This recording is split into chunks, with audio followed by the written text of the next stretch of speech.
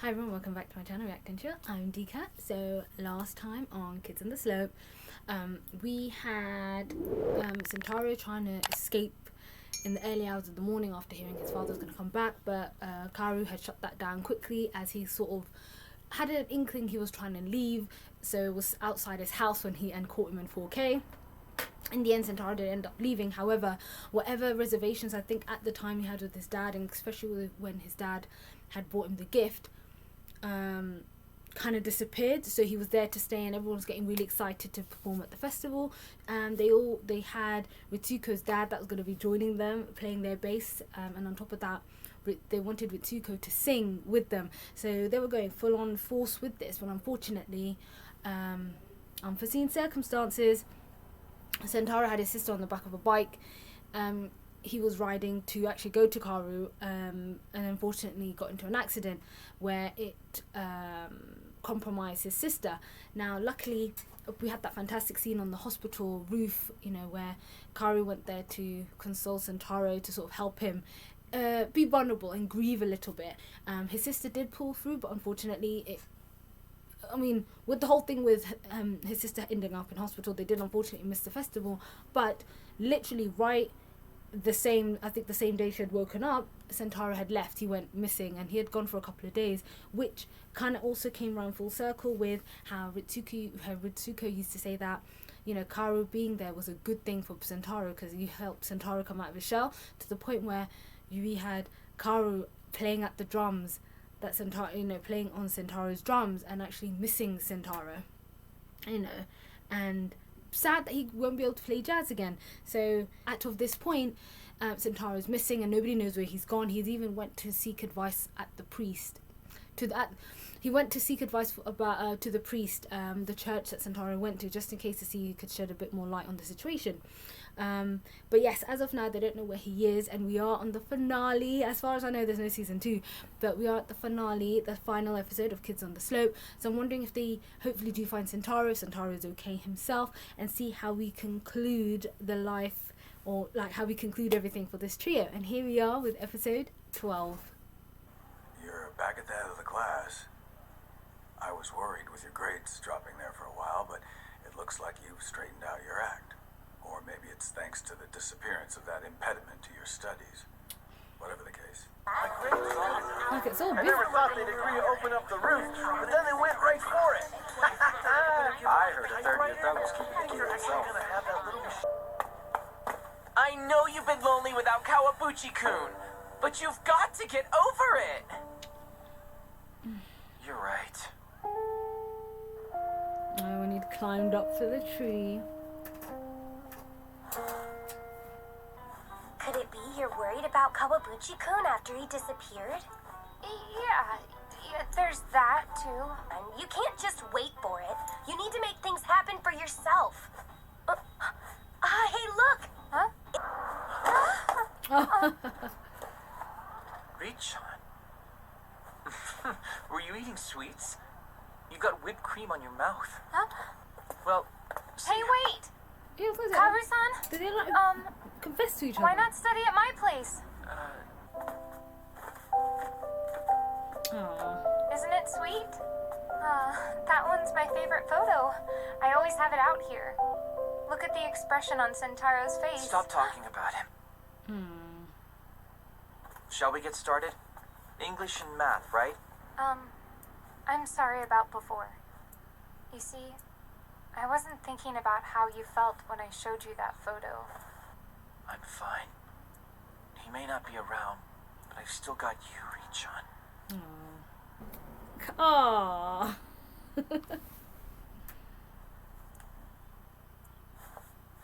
Wait, Kaoru-san, don't! Glad he's gone. Now I can be alone with you. Whenever I want. Anytime I want. Stop it! Oh. You're happy that Sentaro is gone?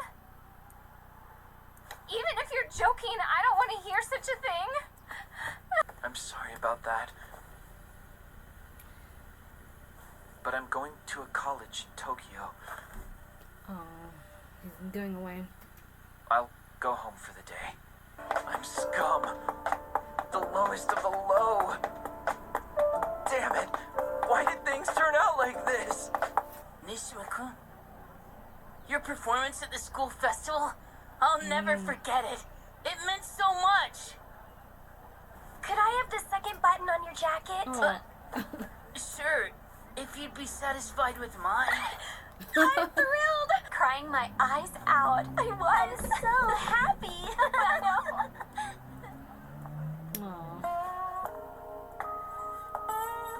It's funny because the way he's walking down this slope now, considering it's the last time he's walking down the slope, it's almost like in the beginning, the first episode, the annoyance and I think not anticipation, but I guess it was that unrestfulness. So basically, the last time he's going down the slope isn't probably how he imagined it. You know, considering what was literally about just prior to Sentaro's disappearance.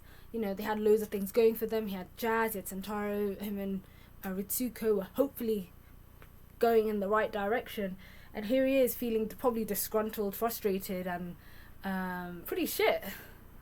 So you're going off to a college in Tokyo too, huh, Richie? Well, you'll probably get a little lonely around here. Richie Rich got into college! Hey! Oh, really? I'm sorry about that day. Thank you, Richon. Meeting you was a blessing to me.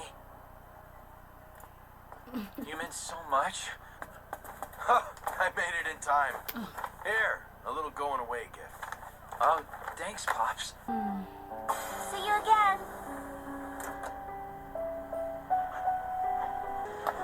Oh, she did come to the station. Richon!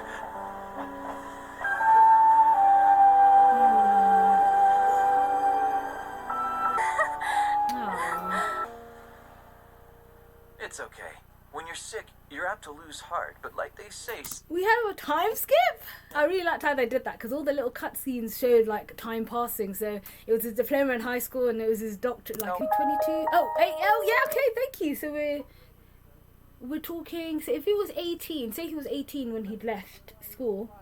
Quick maths, 28, 27, 20. He's 26 now. I wonder if we ever went back. Like to Ritsuko. Our guest is a popular star who both sings and acts. Matsuoka Seiji-san joins us in the studio today. Oh, Seiji became a star. Oh gosh, yeah, because we would be in the 70s. It's been 8 years. So on his, it said 19 or 67, 60. Anywho, we're literally in the 70s now. My little sister goes nuts over that guy. Hey, get me an autograph, will you? So Matsuoka's dream came true. Yeah. I don't believe it. Kaoru-kun! Kaoru-kun, is that you? Oh, is that Eureka? I'd heard that Sentaro had taken off to places unknown, but you've never seen him since then, have you? A friend from back home sent me this photo, but don't you think the person on the far left looks like someone we know? I know. Far left. Is that meant to be him, Sentaro? I've been trying to forget him all this time, but my heart is beating fast. There's no way I can stop this rhythm in my heart. Is this Sentaro? Yes, you mean the priest in training. Though I hear he does nothing but cause trouble for the poor priest. Damn, the moment he literally came running. Oh no, it's his drums! It was him. Is he playing the organ? Dude, he could hear it. Looks like it's today. Look at him, all priest-like. It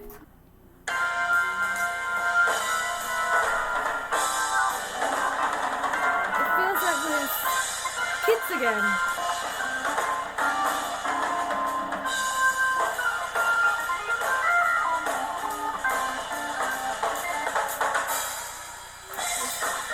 It's like time hadn't passed between them.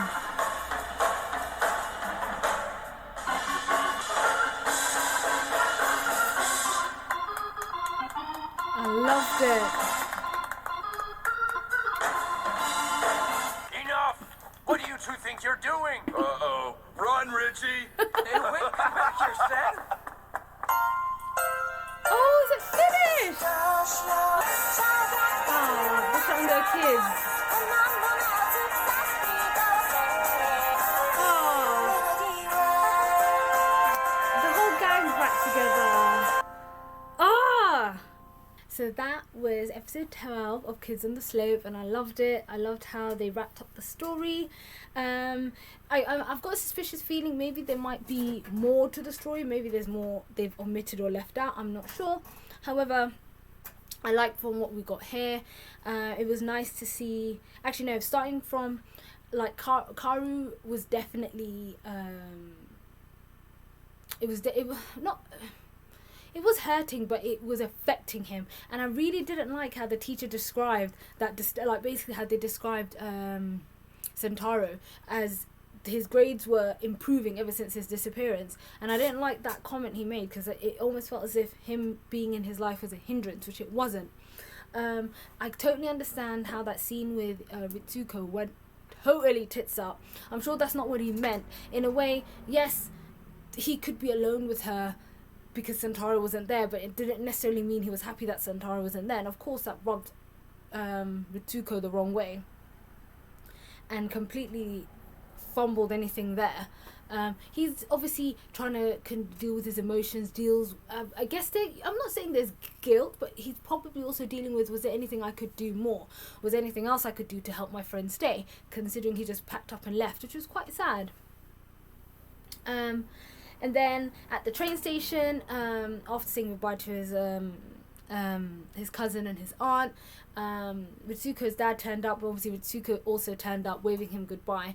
And judging by it, obviously after he went to Tokyo to study in university and then become a doctor and blah blah blah, the next time he saw her again must have been at the end of like 8 years later. Clearly, I don't know if anything had happened between them. I don't know if there was any contact between them, but he went on to become a doctor. He clearly hadn't stopped thinking about Sen. He was clearly thinking about what could have been if he had stayed with him. And then he saw his friend, he saw Seiji on TV, which again, yes, he went to live out his dream. He wanted to be like that guy that was at the residency with him, said that my sister's obsessed with this guy. He's living his dream. He did what he said he was going to set out to do. And obviously that chance meeting with Eureka, and again I couldn't tell on my left and right. It's like what are we looking at? But it did look like the tall guy in the middle was Sen. And I love in that monologue when he was literally rushing. I mean, like I said, I don't know how much communication he had with Ritsuko during his time at university studying, but the moment he saw Sen, he was like, my heart is beating, I just have to know. He literally on that hunch went to find him, and he did. And I've got to say, grown up Sen looking refined and handsome and combed hair was definitely nice to look at. And I really like that jazz session. Again, it just slipped into, it's like we never left. I mean, you may have been gone, disappeared for 8 years, but here we were jazzing out like we used to. And I like that they didn't have to say anything between themselves. They just got on with it, and it was nice. It was nice to know that they still clearly thought about each other. And I like when he was out in the field as he was finding out from the residents. So he obviously joined, I was going to say the priesthood, but he joined the church. He's looking after orphans, so he's raising children. And I like that, again, something that Kaoru had said many years ago to him, that you'll be good with children. You know, you not work well with them, but you're good to be around them. And I think that's, and from his experience of growing up with his family and his brothers and sisters, he was able to use that skills there. And again, now I'm wondering if he ever got in contact with his family, if that was the last time he had ever spoken to them after he had left. It's obvious when Eureka also sent the photo and the postcard to Ritsuko, she'd obviously wanted to find out if he was here as well. And I loved how all three friends were reunited again. I don't know if there was communication between her and Kaoru over the 8 years, but she got to see not only Kaoru again, but Sen was there, and it was like they all reunited. And I get this feeling they all kind of just step into how life was again. Like obviously they all catch up, but the last time they were together, which was the last proper time they were together, which was when they were on the floor of the basement, after they were practicing for the festival.